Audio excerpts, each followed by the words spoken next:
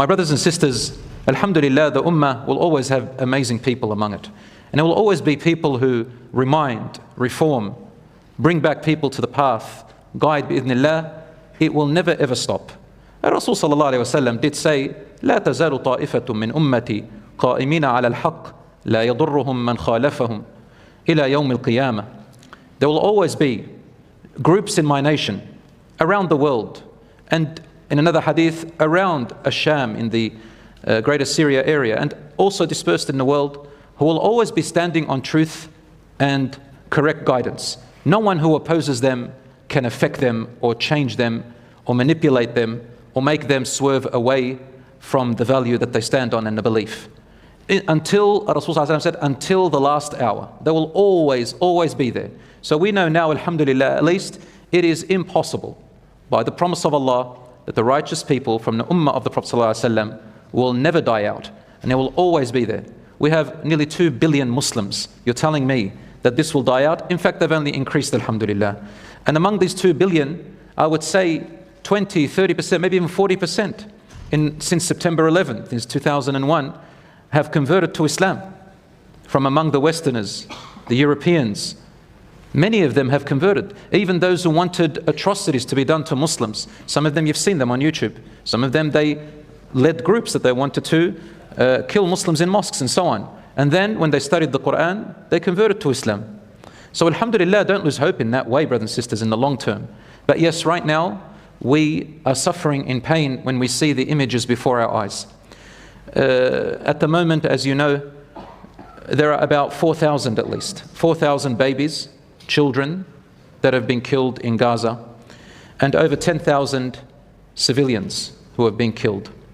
That's not counting those who are under the rubbles. Every day, 300 people on average are killed in Gaza since 25 or 26 days ago. And among them, about 100 to 140 or 50 children are killed. They are with Allah subhanahu wa ta'ala now, inna lillahi wa inna ilayhi raji'un. And whatever happens from here on, inshallah, from the worst situation, inshallah, there will be victory. There will be goodness, inshallah. When? Only Allah subhanahu wa ta'ala knows. But one thing, mark my word, and Allah's words, that injustice, oppression never ever lasts. Look at them. 75 years since the establishment of the Israeli state, the 1948, 75 years or so, there has never been security there. There's never been safety. With all the security safeties that the Israelis have in the occupied Palestine, everything they have never yet lived in security and safety. And you can give all these different reasons. But for us, and for me at least, I know that wherever there is injustice to a people, no matter how big the buildings are, no matter how amazing, how much military you have, how much strength you have, how many allies you have, security within, peace within, cannot stand until justice and peace and security is established in the right way and with the right intentions, genuinely and honestly. Something is dishonest, something is wrong, the intentions are wrong. 2 days ago, we all heard, it's public information, about the heritage minister in Israel who said that a nuclear bomb on Gaza is not out of the question. It's an option, he said. It's a possibility to get rid of Hamas. But a nuclear bomb wipes out everyone, everything, every animal, every insect, every child, everyone, everybody. Of course, they suspended him, and it raised eyebrows, and everybody was shocked in Israel and so on. They suspended him. But the fact that someone is an authority, a minister, says such words is concerning. I read that the majority of people in Israel, they don't support genocide and all that stuff. But the fact that there is this tendency or this thought or this word being said, I hope that countries around the world and their allies can take note of that. And this was something that a Jewish advisory to Bill Clinton back in 2006, I forgot his name, Rabbi something, was Jewish advisor to Bill Clinton, 2006. He said to him something like this, that the Muslims of the world, or I don't know if he was referring to the Palestinians, They've become an Islamofascist, fundamentalist type of people, and he likened them to a name which they call, it's a biblical name called the Amalek, A-M-A-L-E-K. The Amalek story, it appears in the Hebrew Bible that when Musa alayhi salam, Moses took the children of Israel out of Egypt from the Pharaoh, that a nation called the Amalek followed them, and they attacked the weak ones among them, massacred them. And that the Torah came with, the Torah that they believe in, it came with harsh verses that they will go unpunished. And there are verses in there, such as in Exodus and Samuel, I think it's called, that to not spare any of their men or their women or their children or even their animals and their donkeys and their livestock, all of them wipe them out. Basically a genocide is in there.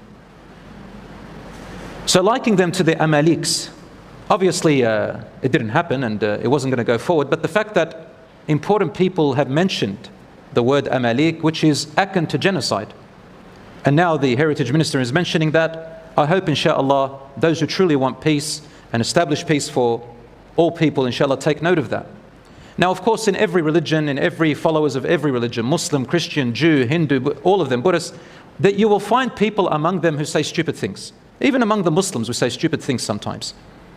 Among the Christians they say stupid things, they say terrible things. But these are normal people, right? But when somebody in an authority, like a minister, says something like that, then it's important to take note of that, very concerning.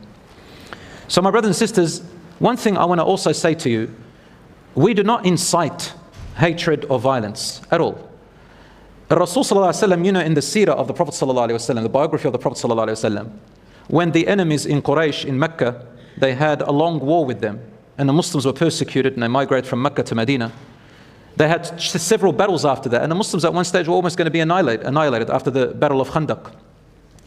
Rasul sallallahu alaihi wasallam went into a treaty, a peace treaty with the Meccans. It's called Sulh al-Hudaybiyah, the Hudaybiyah Treaty of Truce. And most of the items, they took away the rights of the Muslims, like really important rights. An example is that anyone who converts to Islam from Mecca is not allowed to join the Muslims. But anybody who apostates, leaves Islam in Medina, you must return them back to Mecca. So among the rights. And the rest of the Muslims, they got upset with this, to the point where the Prophet ﷺ wanted to do the udhiyah, and the Muslims didn't listen to him until he did it himself, and then they copied him. But the point is, he wanted the peace treaty because in there was 10 years of no war. 10-year treaty, nobody attack anybody or their allies, nor can their allies attack them. And in that time, that's what the Prophet ﷺ wanted.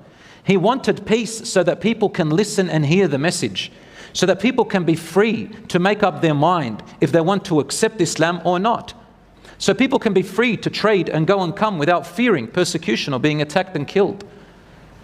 And they accepted it, but it only lasted for 2 years when one of the allies of the Meccans attacked one of the allies of the Muslims, and then he went into Mecca and took it peacefully.